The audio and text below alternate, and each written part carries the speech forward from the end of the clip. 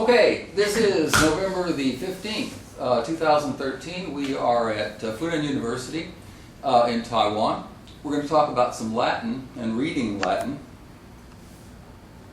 All right, when are the 3 times that Latin poetry should be read aloud? When are the 3 times? David, when are the 3 times that Latin poetry should be read aloud? Erica? Speech. No. Poem. No. 3 times. Oh, shame on you. You're fired. Okay, the 3. Wow. When I speak, bells ring. All right? Okay. So you have time to think about it. The 3 times that Latin poetry should be read aloud You mean in the one song? are... Okay, good. All right, fine. The 3 times that Latin poetry should be read aloud are always, and always. Thank you very much. Okay, right. Now, maybe you haven't thought about that, but I'll bet that after we talk about this, I think you'll agree. All right. I've written the first 4 lines of Virgil's Aeneid on the board, and what's the rhythm? Musicality. When poetry is read aloud, we're talking about musicality. Musicality means that part of poetry that overlaps with music. All right. What's the rhythm? In Latin poetry, it is the rhythm that overlaps. What's the rhythm of the Aeneid? Dactylic hexameter. Dactylic hexameter. David, what does that mean? Dactylic hexameter. What a strange name. Yeah, it means there are. It's First of all, start with the hex part. 6. 6. All right, this is good. There are 6 beats in each line. Now, dactyl is an old word for a long, short. Yes. All right. Now, 2 shorts make a long, right? So you also have long. So we're talking about 6 beats per line. And this beat is what is sometimes called the ictus. This is the tick-tock, right? It's always got to be there. No poetry, no rhythm, right? All right. So, this is going to be the ictus. This is the hexameter part. The dactyl part,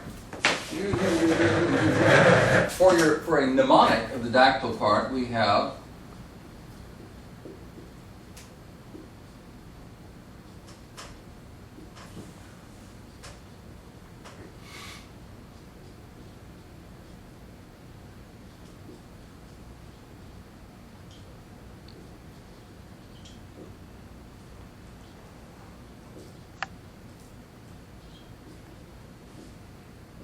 okay.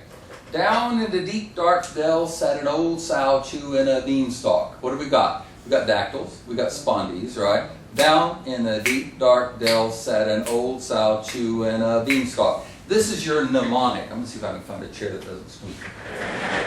Maybe it only squeaks when I'm sitting in it. Oh, this sounds pretty good. All right. Now, is that what we have here? I've written in musical notation. Erica, this is musical notation. Did you know that? Okay. Erica knows as much about the music as I do. Is this what we have? Do we have 6 beats per line? Well, what does it look like? That's 6. Okay, good. And it's going to be that way all the way through. All right. Do we have long, shorts? Yeah. Oh, well, that's too long. Two shorts make long. Okay, well, we know that. So, okay, well, that's pretty good.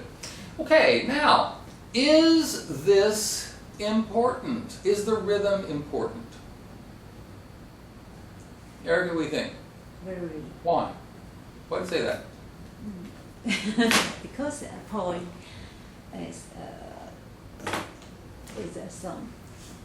Okay, a poem is a song. Remember, we talked about musicality.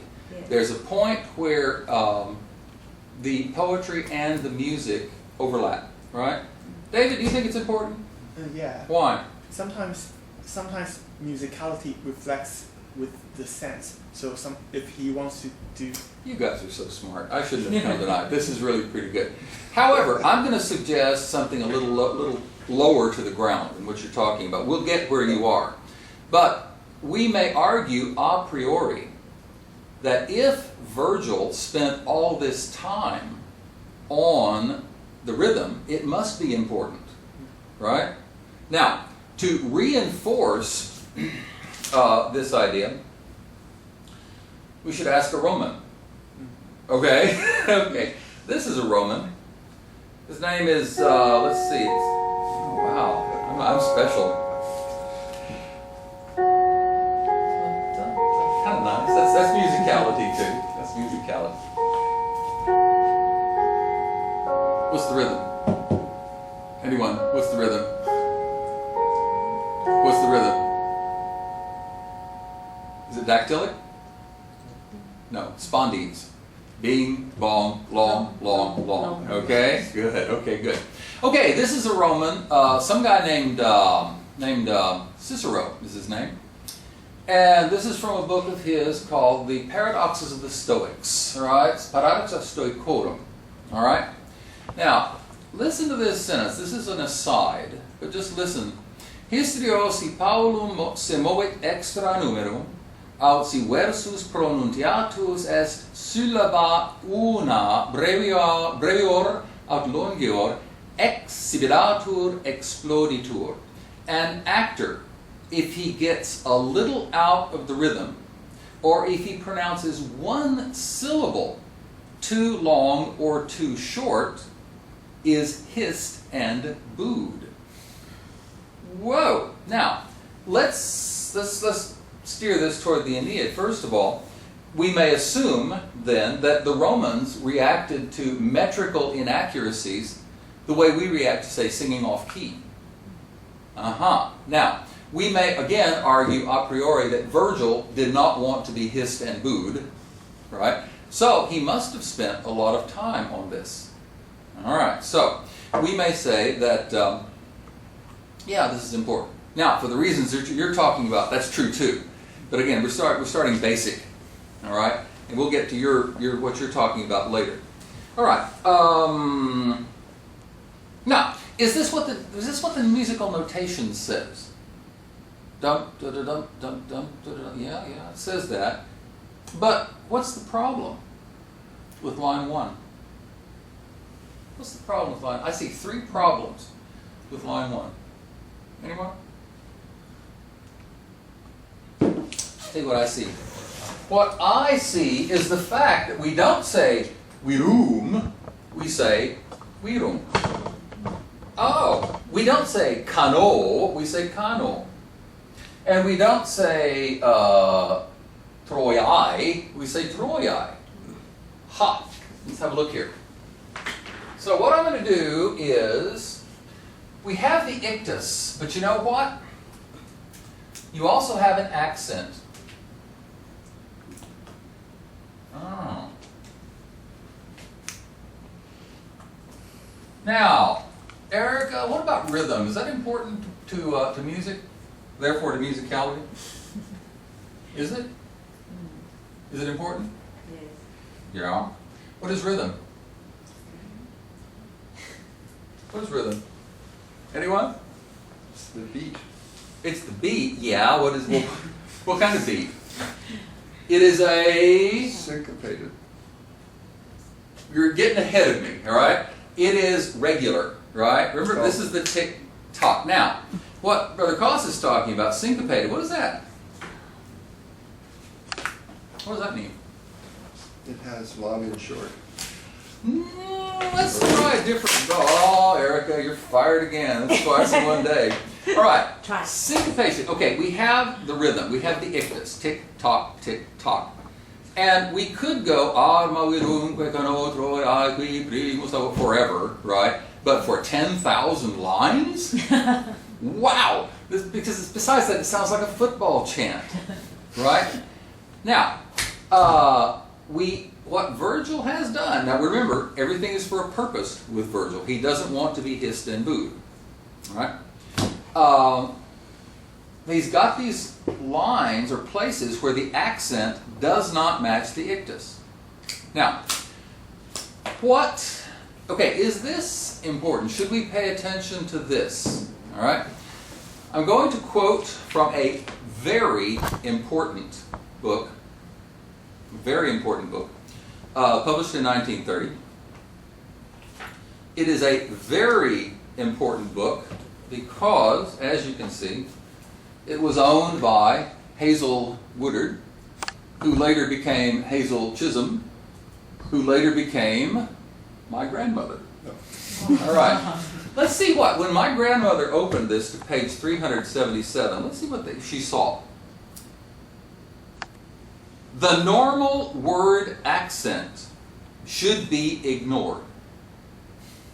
I repeat, the normal word accent should be ignored. What do you think about that, Dave? Erica, what do you think? Michelle, what do you think? I think maybe it is just a Mandarin. In what way? For example, 总统. Okay. 总统. But we never say 总统, we say 总统. No, okay, that's pretty good. I think it's simpler than that. Any ideas? First of all, I reject this completely, right? We're going to say, wait a minute, I've gone to all this trouble to pronounce Latin, and they say I just throw it out the window? No, of course not. All right, so we're going to reject this idea of ignoring the spoken pronunciation. And you know what? As a thought experiment, let's try and see what happens. Because when you do this, when you take the accents into consideration, you are opening the door to a treasure house. All right, let's see what we got here. Well, wait a minute. Virumque cano Troiae. Let's see what we have here. We've got our ictus. It's always going to be there, right? Virumque cano. Wait a minute. Now that's a syncopation. That's an irregular accent, an unexpected accent. Oh, well. Let's listen to it again. Virumque cano Troiae qui primus aboris. Now, if you know something about flamenco, this is very similar to the flamenco style called soleares, which has unsettled, and then it goes dump, da-da-dump, dump, shave, and a haircut at the end. And then they start again, lots of syncopations, then it dies down to where it gets you back on planet Earth, right? Same idea. Okay, listen, with me. Here we go. Virumque cano Troiae qui primus aboris. Well, we have life. All right? This is what you're going to have in Latin poetry. If a poet wants his poetry to move fast, the ictus and the accent coincide. Down in a deep dark dell sat an old sow chew and a beanstalk. That's right on, right? But when he wants it to slow down, when he wants it to be jumpy, or bumpy rather, when he wants this grinding, tortured sound, then the ictus and the accent are separate. Let's do it one more time. Here we go. Virumque cano Troiae qui primus aboris. Erica, you have musical talent, I can tell. Okay. Let's look at the second line and see what kind of problems we see there. What do you think? What do you see? I see 3 problems right away. Well, first of all, we don't say Italian, do we? We say what? What do we say? Italian. Exactly. Italian. And we don't say fato, we say what? So. And what do we say? Profugus? No, we say what? Yes, ma'am. Very, very good. Profugus.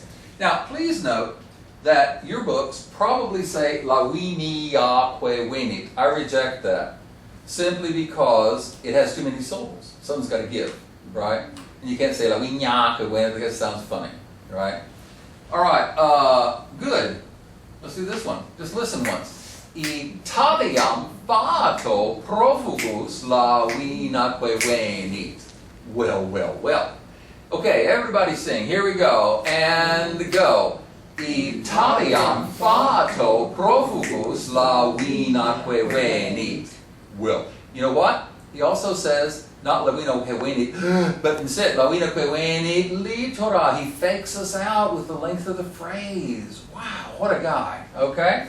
Litora. What's the problem with the rest with line 3? What do you think? You're trying too hard. There are too many syllables. That's the problem. Okay? So we're going to chop some of them off. I'm going to chop this one off. Okay? And I'm going to make those two come together. All right? Now, we're also not going to say teris. We're also going to say teris. Okay. Listen once. Litora multile teris jactatus et alto. Ooh, how about that? Everybody sing. Here we go. And go. Litora multile teris jactatus et alto. Well, well, well. What about the last one? We're getting, you know as much as I do about this point. This is just, we're just going through the motions. What's the problem with the last line? Anyone? Well, we don't say superum. What do we say? Yes, of course. See, it's right there on the page. Stay on the page and you won't have any problems. Right? It's when you get listening to weirdos that you get into problems, right? But stay on the page. Virgil has said it all. All you have to do is pay attention to what he really said. Okay. Superum, what else? Well, we don't say saiwai, do we? We say, yes, of course, good. Saiwai. And memorem should be, no, it should be memorem. Ha ha ha ha. Good, it's okay. All right. Everybody sing. Here we go. Vi superum saiwai memorem unonis oviram. Well, what do you know? We have life. Now, Virgil is going to let the ictus and the accent coincide when he wants things to move fast and smooth. When Juno is trying to persuade Iolus to open the cave and let the winds out. Ooh, she's so smooth, she's so nice. The ictus and the accent are just seamless. Right? On the other hand, when Neptune finds out that they're messing up his territory and comes up, right? And then it's just holding himself back.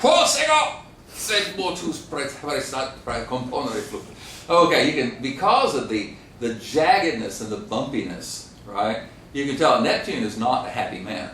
Well, he's not a man, he's a god, but you understand what I'm talking about, okay? Let's go through the whole thing. Everybody sing. Here we go.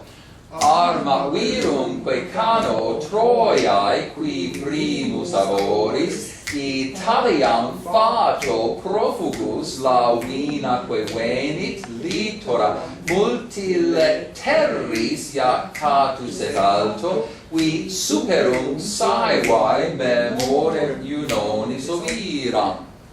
And now you know as much about the subject as I did. Cut. Any questions? See? Please. So you're saying that when do we follow the accent and when don't we? Always follow the accent. Oh. Always. Always. Because that's where Virgil has given us the syncopations. Right. Now we're always going to keep the tick-tock going, right? Because that's poetry. Right. But we're always going to observe the natural accents of the word, because that's where we get the hiccups, the surprises, the bumps that Virgil has put in. Then when do we elide? You elide when there are too many syllables. And how do you know that ahead of time? You don't know ahead of time. Well, you can guess ahead of time. You can fake it. But if you keep the ictus going, right, you can see there's trouble coming up, right? Now, anytime you have two vowels coming together, you know, sure, that's easy. I can elide those. The UM ending is elidable too. Some people think it was not pronounced it was pronounced and that's okay. They think what they want. But that's elidable too. As in well, see, we don't say multilet because you fall all over into monosyllables, right? Multilet. I would elide. I would drop out the one that doesn't matter, right? If you hear mult, you know what's going to happen next, right? But we got to have the il so you'll know it's ile. That's all. That's all. See how easy? Any other questions? That was a good one. David, you look like you have a question. You're jumping up and down. What's your question, David? Yeah. How do I know when how do I know profugous is pronounced as profugous, not profugus? Why would it be profugus? Okay, what are the rules for Latin accent, David? Aha! Well, now this is going to get easy. Okay, Latin accent. Back when dinosaurs ruled the earth, right? We were told that the accent is always on the penult unless it's on the antepenult. Well, what does that mean? Okay, it's on the penult if the penult is long, and otherwise it's on the antepenult. Does anybody understand a word of that? Okay, we had to learn that the last syllable, you couldn't say last syllable. Shame on you, you're ignorant. If you had to say the ultima, thank you very much, and the penult was the next to the last syllable. Don't say next to the last syllable, that's too easy to understand. You have to say the penult. So you would have then the antepenult, the before the next to the last syllable would be the third one from it, right? If the penult, if the next to the last syllable is long, then it's pronounced on that syllable, all right? Otherwise, for example, you have a name like agricola, right? Well, it's not agricola because it's not a long syllable. Okay, so in the case of, well, go to your dictionary, which has the quantities marked. Back when dinosaurs ruled the earth, Latin textbooks did have the quantities marked. I don't know about now, but that helps out. But the quantity, in other words, you pronounce it on the next to the last syllable if it's long. Otherwise, you pronounce it on the third syllable from the end. And does the accents You're okay. Coincide. You're okay, David. Keep breathing, David. Relax, David. You're jumping up and down. The long or short vowels, like the accent is always on the long vowels. Nope. Okay. Nope. This is the thing to remember, and this is the big mistake that we had to fight with back when dinosaurs ruled the earth. My grandmother had to fight with it, right? Is confusing quantity with accent. Aha. Aha. The quantity means quantity. A long vowel is a long vowel. It doesn't mean it's accented, right? That, like I said, we don't say kano, right? But back when dinosaurs ruled the earth, we were supposed to say kano, like it sounds stupid, but you couldn't say that back then, right? You can't raise your hand and say, teacher, are you crazy? This is silly. But see, the accent is an accent, and the quantity is the quantity. You'll find that Homer is even more extreme. He's all over the place with the syncopations everywhere, right? So Virgil goes for the big organ-like sound, the grand sound. He's not hopping around like Virgil. Virgil is the grand guy, right? The Wagnerian big sound. Homer will be hopping all over the place, okay, and that's okay. Ovid is smooth as molasses. Oh God, there's nothing. Everything is very smooth and witty and charming, and just drives me crazy. Virgil, on the other hand, you do have what you were talking about earlier, David, matching the ictus and the accent conflict with the anguish that he's talking about in these things. Yeah, when things happen, like when Dido is going to pieces, right? Then you do have this conflicting, surging kind of ictus and accent clash. Okay, now Erica, what you were talking about, musicality, this is the same thing. This is just like in any of the Beethoven symphonies, right? Nothing is regular. He'll get regular just enough to fake you out, right? And that would probably be a pretty good comparison. David, you look like you've still got something on your mind. What? No? Oh, it's just I really need to check all the things out about the No, accent. just accept it. Just accept it. Don't think. Don't argue. Just do it. Other questions? I want to know how to read it. Well, you read it. You read it. You read it. Come on, you read it. You know as much about this subject as I do. What is this thing? Book 1. All right, okay. Let me get old Betsy out here. Yeah, Venus, yeah, right. Okay, hang on. No, I'll come back here. In sooth, you escape not so. As you can see, I've had this book for a long time. And this is very typical, by the way, of medieval manuscripts. The Georgics, right, will be very neat and clean. And where you get the scribblings in the margins will be for the Aeneid. Oh, Dido, don't do it! Right, things like this. So, what I'm doing is absolutely right. The Georgics, yeah, it is a better poem than the Aeneid, right? The Aeneid is greater, right? With all its jaggedness and unfinishedness. All right, Erica, what do you say? That's 313? 321st. Okay. Because it's, Well, Erica, read it.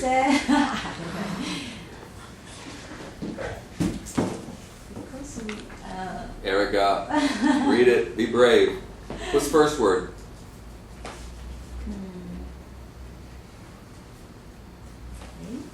Yes. Yes. Ah. Now, we don't care about what it means right now, because I know you know that.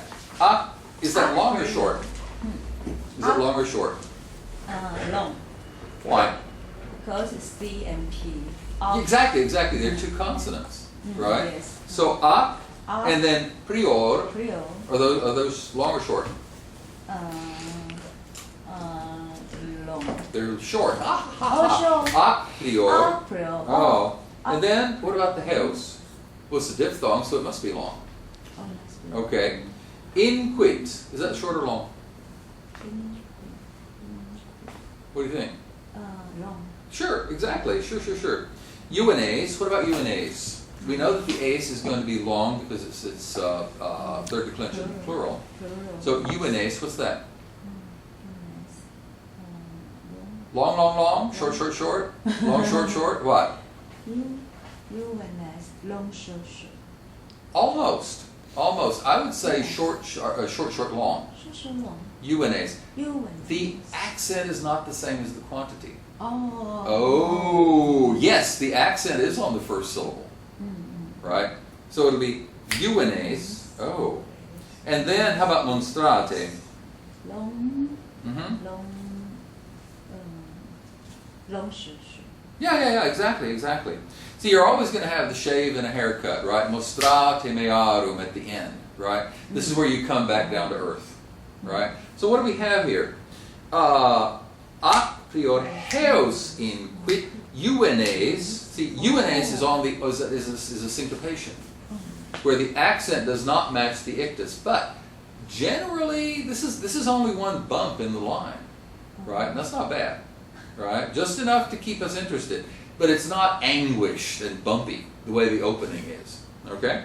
So a prior heos inquit unace monstrate mearum, and then it goes on with the Vidicis, and the sororum, of course, is going to be the word that rhymes with the mearum. You read it. Erica. Read it. Yes. A prior heos inquit unace monstrate mearum.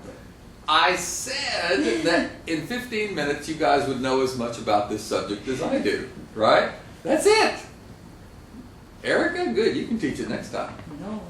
Oh, well, sure. You're just going to be tough. Be strong. Can't have my grandmother's book because that's not available. Other questions?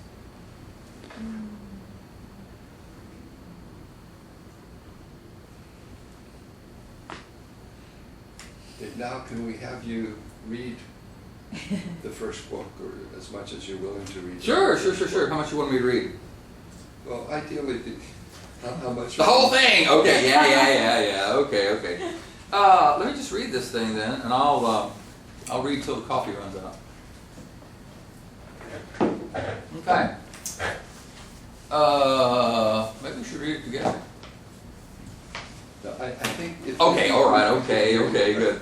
Arma virumque cano Troiae qui primus aboris Italiam fato profugus lavinaque venit litora multi letterris iactatus et alto vi superum saevae memorem iunonis oviram. Where am I? Okay. Multa quoque bello passus dum conderet urbem inferretque Deos latio genus unde Latinum Albanique patres ad qualtae moenia Romae. Musa mihi causas memora, quo numine laeso, quidve dolens regina Deum tot volvere casus insignem pietate virum, tot adire labores impulerit. Tantae animis caelestibus irae. Urbs antiqua fuit, tudii tenuere coloni, Carthagi Italiam contra Tiberinaque longe ostia, dives opum studiis quasperrima belli, quam iuno fertur terris magis omnibus unam post habita corruisse samo. Hic illius arma, hic currus fuit, hoc regnum de agentibus esse si qua fata sinant, quam iamtum tengitque foetque.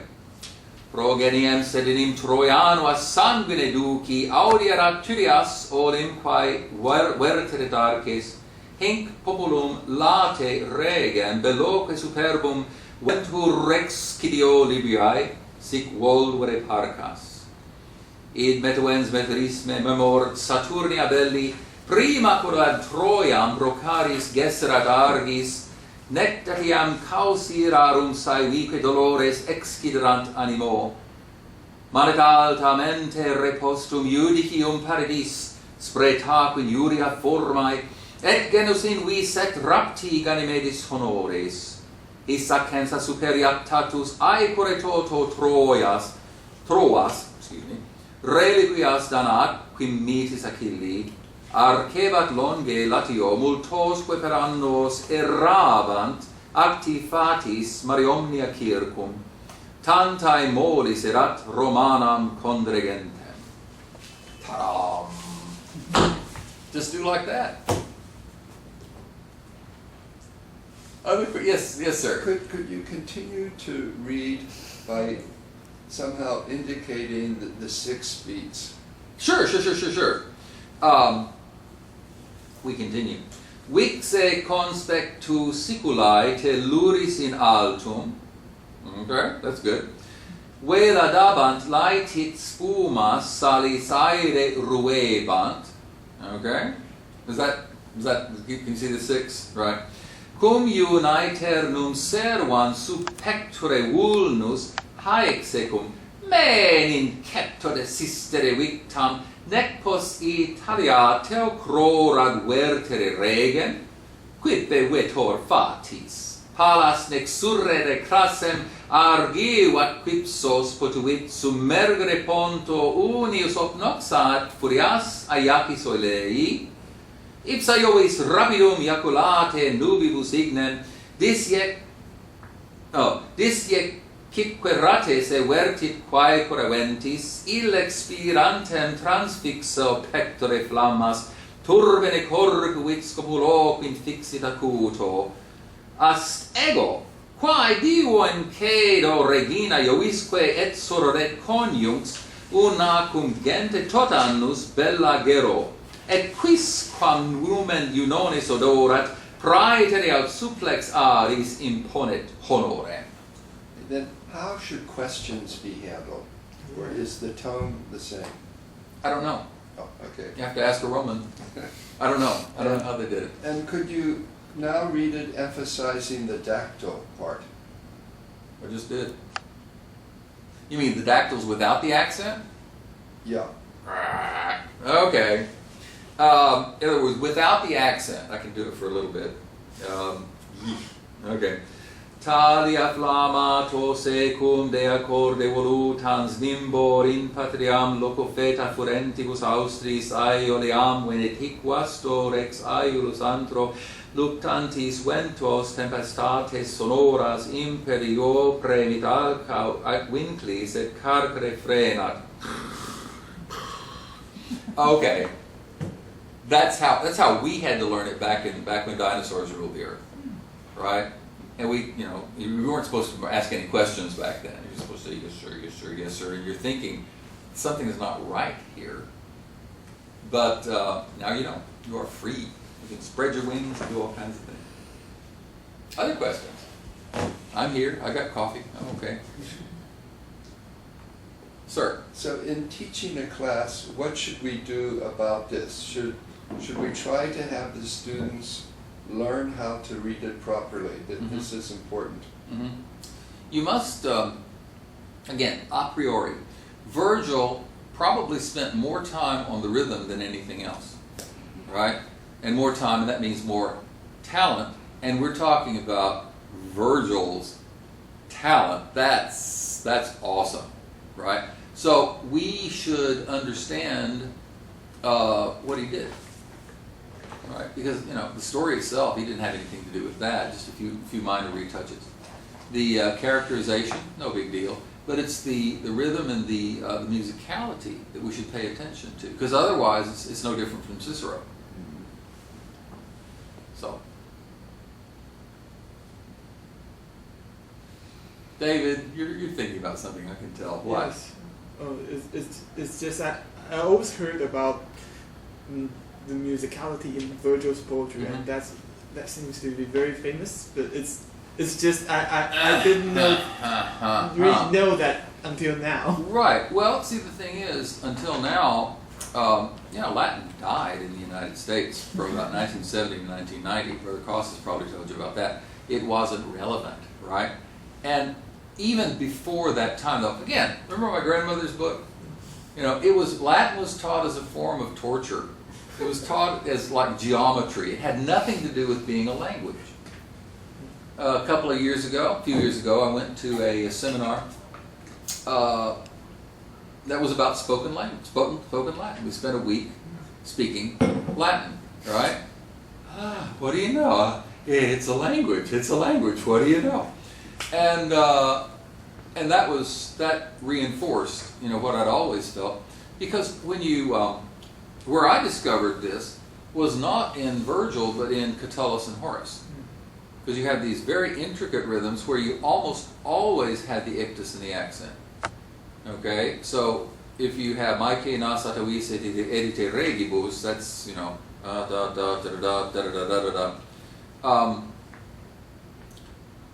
Or for that matter, a few years ago, 10 years ago, something like that, at Fuda, right here, they had, I was quoting from Tennyson, because the Victorians were fascinated by Roman meters, anything Roman, right? So you have, "O you chorus of indolent reviewers," right? "Maike nasatavis edite regibus," irresponsible indolent reviewers. Okay, that's it. That's a hendecasyllabic line. Right, so the Victorians were fascinated by it, and we lose a lot when we don't think about this, because modern poetry is so awful and such a sham that it's like reading alphabet soup or something like that. There's nothing there, and what you'll find that in the before poetry died, it was they were interested in bringing in the rhythmic strength of Homer and Virgil and Catullus. So, definitely, I'd spend a lot of time on it. Yeah, and also because when I have my poetry classes, the chapter on musicality is often skipped.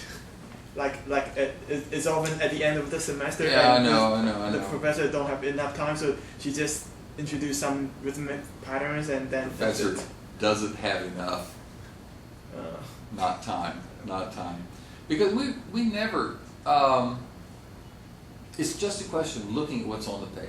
If you look at what's on the page, then you see this is really hot stuff, right?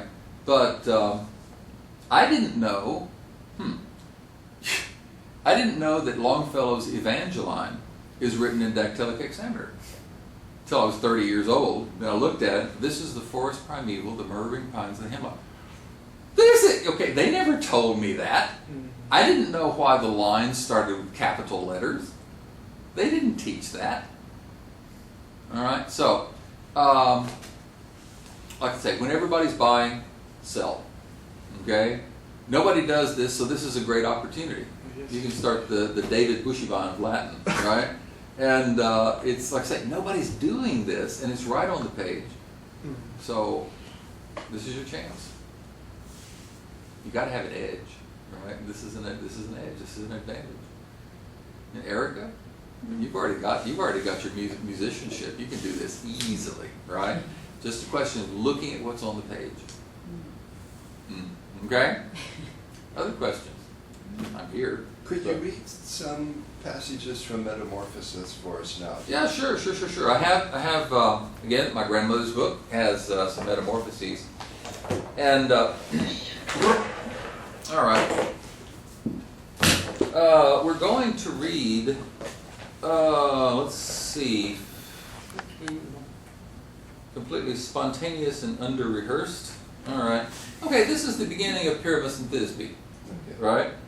Pyramus et Thisbe juvenum pulcherrimus altera quas oriens habuit, praelata puellis contiguas tenuere domos, ubi dicitur altam coctilibus muris cinxis et ceramires urbem.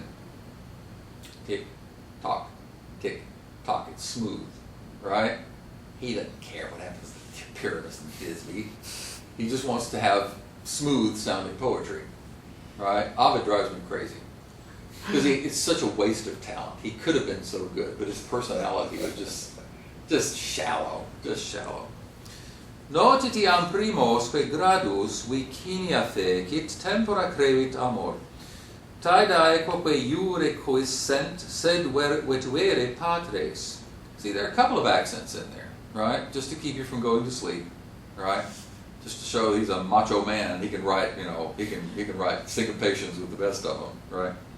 But at the same time, the general effect is smoothness. Quod non potuere vetare ex aequo captis ardebant mentibus ambo. Conscius omnis abest, nutu signis que locuntur, quoque magis tegitur tectus magis aestuat ignis. Then why was the dactylohexameter so popular? Is it particularly appropriate for... It is horrible for Latin poetry. There are many words that, like, my favorite would be civitas, right? All right, civitas. First syllable is long or short? Sure. Wrong. It's long. Okay, good. Okay, civitas. Well, that means there is no way you can fit that into a dactylic hexameter line. Ooh. So, anytime you read dactylic hexameter in Latin, you must say that you have to be suspicious, right? In other words, this guy he cannot say everything he wants to say, because there are some things you cannot say in dactylic hexameter. All right? So, this is why poetry in dactylic hexameter tends to be either very, very good or very, very bad, right? And the poets who spent the time, the craftsmanship, to really polish this thing, like Virgil, right? Ovid was a natural. I don't think he even looked at it twice. He probably tossed it off. And he was smooth. He was facile, right? But what you have is people writing dactylic hexameter up until about 1640. The Taiwan Association of Classical Renaissance and Medieval and Renaissance Studies at the last convention we had. Yasmin Haskell, there she was. You have poets writing about chocolate. Well, okay. And poets writing about tobacco. Okay. Okay, all right. But that to me suggests they just had too much time on their hands. All right. But the dactylic hexameter epic went roaring right along until about 1640, and then there was a die-off in talent, and then you have the vernaculars coming in. But dactylic hexameter was irresistible in the Middle Ages, and I have no idea why. But that's also why you will find echoes, stealing from the classicals. All right. In other words, you have Arma Ministrat. Roswitha of Gandersheim uses that all the time. Anytime she gets into trouble, right? Where Virgil has furor arma ministrat, where rage supplies them with arms, she will have anything supplies them with arms, right? Anytime she gets into a corner. And I really admire Roswitha. I enjoy reading her stuff. But you can see, well, you really, you had to finesse this one. Please. It's just I wonder how the effect of dactylic hexameter has made in contrast to like electric couplets. Mm-hmm. Yeah, like because in Brother Koss' question, since it's so popular, I guess there must be some effects that that dactylic hexameter has made. There are no effects unless you have been taught to hear them, right?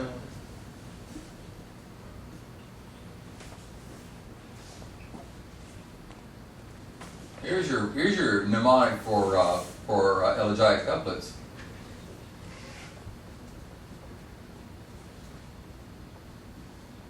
Okay. Down in the deep dark dell sat an old sow chew in a beanstalk. Out of her mouth came forth the grunts of a greedy delight. Okay, that's your mnemonic for the elegiac couplets, right? Well, as I said, when I was in high school, we read Evangeline, and Longfellow was a wonderful, wonderful teacher of the American reader, right? He translated all kinds of stuff, and he really made people understand what it was. I was 30 years old before I went back and looked at Evangeline and realized it was in dactylic hexameter.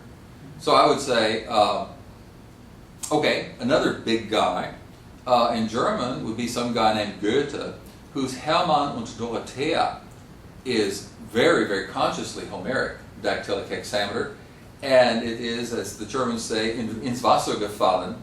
It went up in smoke. It's gone, right? It has had zero effect, and that's okay. We're not like the Romans, all right? If you are if you're all over the place rhythmically, we don't care, right? We don't react as violently as the Romans did. We don't hiss and boo. If somebody is singing and they want to slow down a little bit, we think, oh, how nice, how good. We don't hiss and boo. We don't say, oh man, she missed the beat. Yeah, we have to put ourselves in their shoes as much as we can to understand why Virgil did things and to understand his accomplishment, his achievement. But as far as bringing the actual techniques forward, that's not going to happen. Because even if it's right there in front of you, we are taught to look for what? Imagery, right? Sexism, racism, and homophobia, right? And so you have poems that are obviously in, say, the Alcaic rhythm or Sapphic rhythm. You look at it right there, and people are talking about, let's have sensory imagery and things like that. They completely miss it. And if everybody in the English-speaking world is completely missing it, then what's one small voice raised in protest? It's not going to make any difference. Okay, that's why the hope is here in Asia, right? You can get people going, get people interested, and maybe you can make a CD. What, David? You look like you've got something else on your mind. Come on, yes. What? You always know that because. Well, you have a very expressive face, David. I can tell. Yeah, I scanned the first lines of. I wrote my master thesis on three novels, and on the third novel, I scanned the first lines of that novel, and it turns out that in the when clause there's a special rhythm, like a nepastic, but in the main clause there is not there's no rhythm. It's just daily speech. Right. The So- Romans called that a clausula. Clausula was an ending of a. For example, you would have in Livy, right? You would have all this historical information, and the last five syllables will be dump, da da dum, shave, and a haircut, right? Because again, Livy was meant to be read aloud too. Everything was meant to be read aloud back in those days. Nobody had silent reading. That was antisocial and weird and sinister. Yes. Okay? So it's got to be read aloud so you can get the effect of really what the achievement is. Yeah. It's like reading, if Erica could sit down with the Beethoven sonatas, right? Piano sonatas, say, very nice, how about that? But you don't, right? It's got to be public. It's got to be out there. Remember that the Romans, what their number one passion was oratory. Ooh, and I think they liked epic insofar as it resembled oratory. Okay, how did the poet make his money? Recitations. Ooh. So in other words, it wasn't like people ran out and bought copies of the Aeneid because you couldn't. Right? You had to have a slave copy the whole thing. That takes forever. And it's poet's recitation. It's like today musicians have their recitals. Sure, exactly. Okay, because it was physical. It was a thing, right? We used to talk about curling up with a good book. Well, isn't that antisocial? Right? Here's the world out here, and I'm gonna curl up and read, F. Scott Fitzgerald or something like that. That's just antisocial, right? And you'd never do that with music, right? You'd never do that with painting. Yes, well, I painted that and I hung it in the closet. It's not going to happen, right? It's got to be social. It's got to be out there. It's got to be for people. Okay? Erica, what? Erica's got something on her mind too. What?